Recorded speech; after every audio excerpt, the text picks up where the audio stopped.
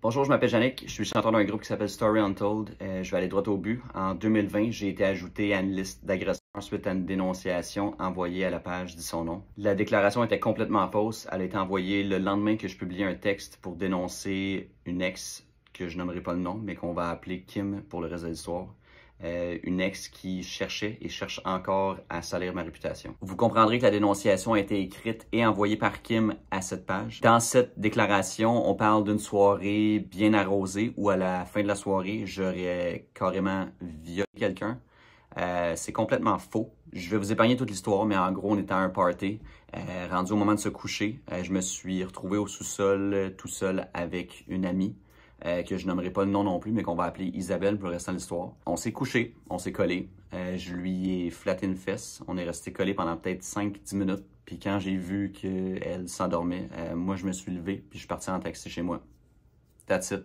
Il n'y a rien de plus à l'histoire. J'ai des messages textes avec Isabelle pour prouver ma version. Petit détail que j'ai oublié de mentionner, peut-être que vous êtes un peu mélangé, vous vous demandez pourquoi Kim aurait envoyé une fausse dénonciation qui ne la concerne pas à la page de son nom.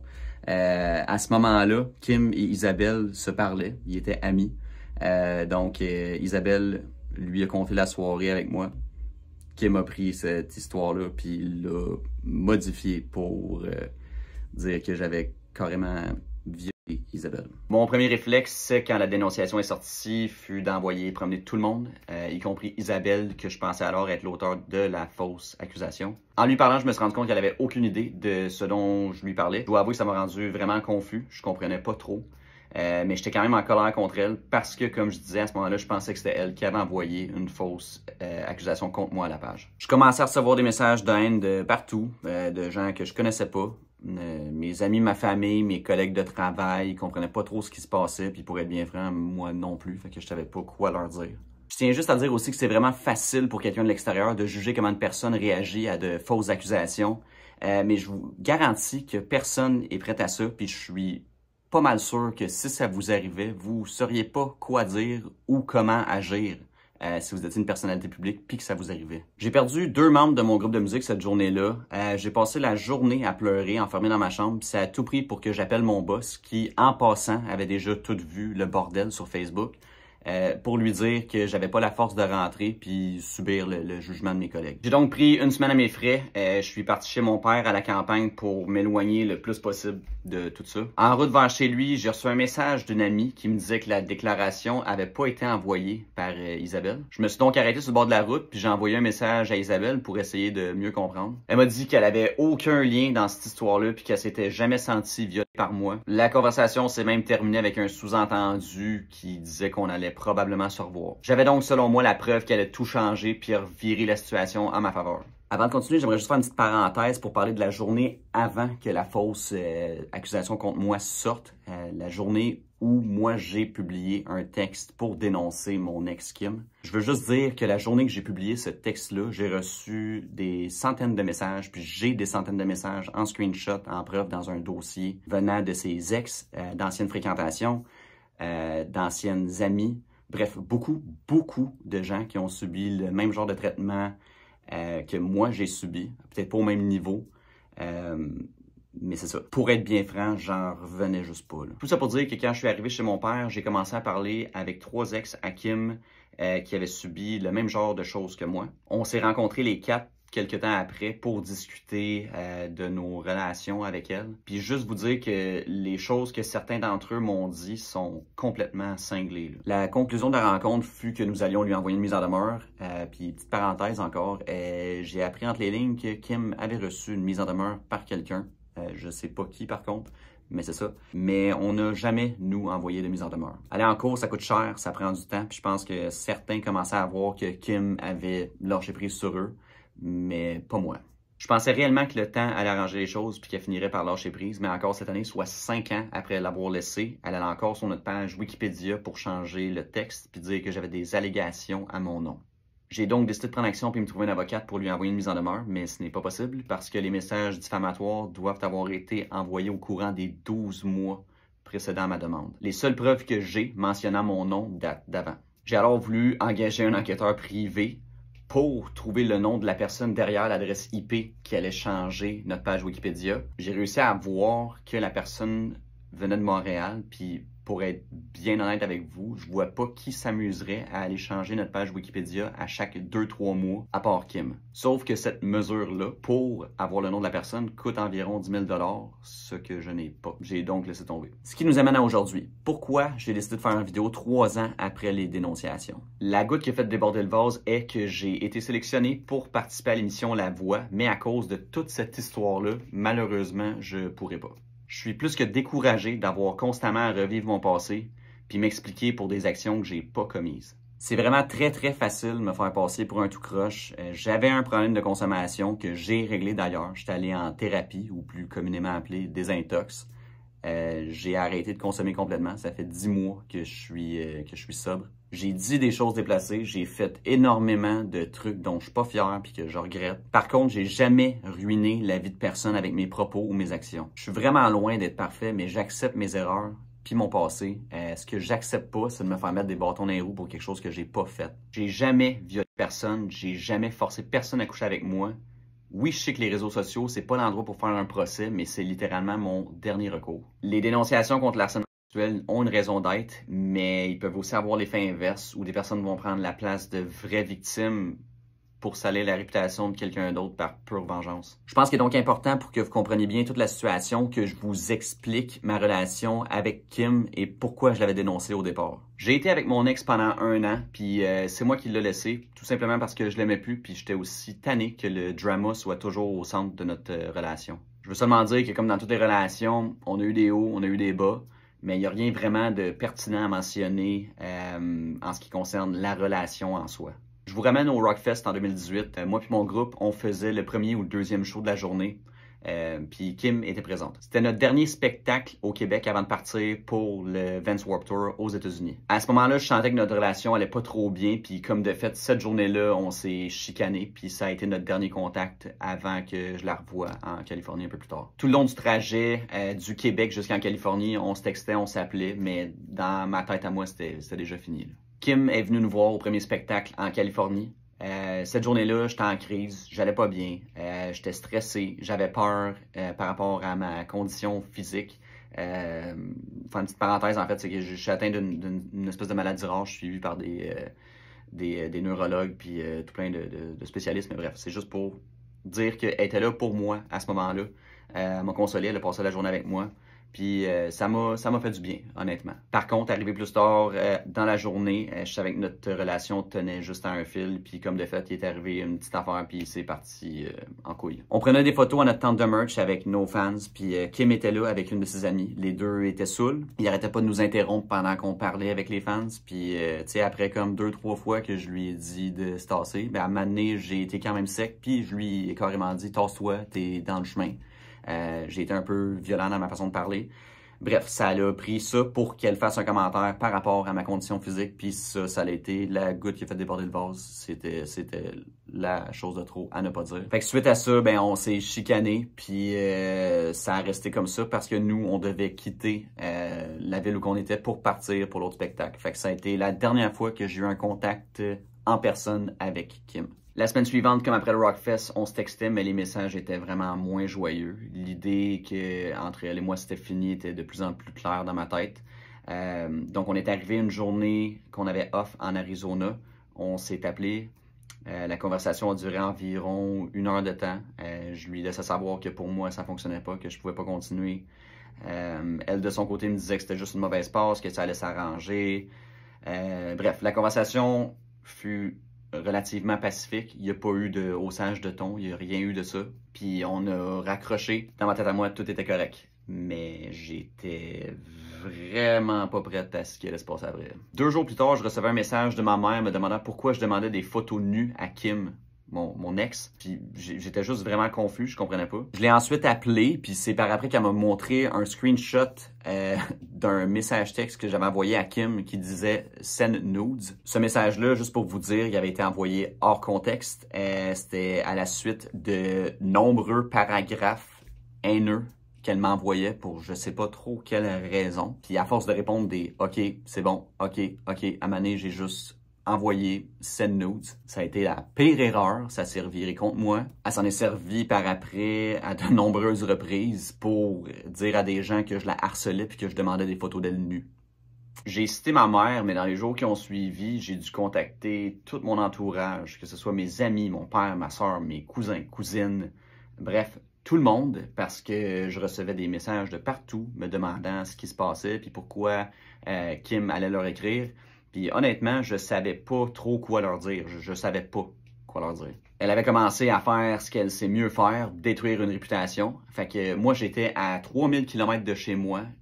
J'étais censé vivre le meilleur moment de ma vie. Puis j'étais pogné à dealer avec des histoires par-dessus histoires. M'expliquer à du monde que je connaissais, des fois que je connaissais pas. C'était le bordel, là, ben honnêtement. J'ai aussi reçu un message d'une de ses amies qui me disait que Kim était enceinte de moi, ce qui était complètement faux et impossible. Mais c'est juste pour vous essayer de vous montrer un peu avec quoi j'avais à dealer. Là. Elle a ensuite sorti l'argument que je la harcelais en montrant à tout le monde des screenshots de son téléphone avec des appels manqués de moi. Parce que oui, effectivement, c'est arrivé des fois que j'essaie de l'appeler une vingtaine de fois en ligne. Puis non, elle ne me répondait pas. Elle m'a mieux prendre son screenshot puis me faire passer pour un cinglé. Puis après ça, m'envoyer des messages textes se victimisant, me traitant de tous les noms. Mais ça, par contre, elle ne montrait pas. Là. Elle ne montrait pas ça aux autres personnes. Là. On est revenu du Warped Tour en août 2018. Puis à ce moment-là, on venait tout juste de confirmer notre première tournée en Europe. Fait que laissez-moi vous dire que je pouvais pas être plus heureux pour le futur de mon groupe. On est resté environ 1 mois et demi au Québec, puis pendant ce temps-là, ben, je rencontrais des gens, j'allais dans des bars, bref, je voyais du monde. Un moment donné, j'arrive dans un bar, je rencontre un gars, puis il vient me voir, puis il me montre un message que Kim lui avait envoyé, lui disant de me péter la gueule. Juste vous dire, encore une fois, je connaissais pas ce gars-là. Alors, on a commencé à se parler, mais c'est quand il m'a parlé qu'il a su mon nom, puis tout ça, puis il m'a montré le message. Des situations comme ça m'est arrivé des dizaines puis des dizaines de fois. D'arriver à quelque part puis de pas savoir qui avait entendu quoi ou genre...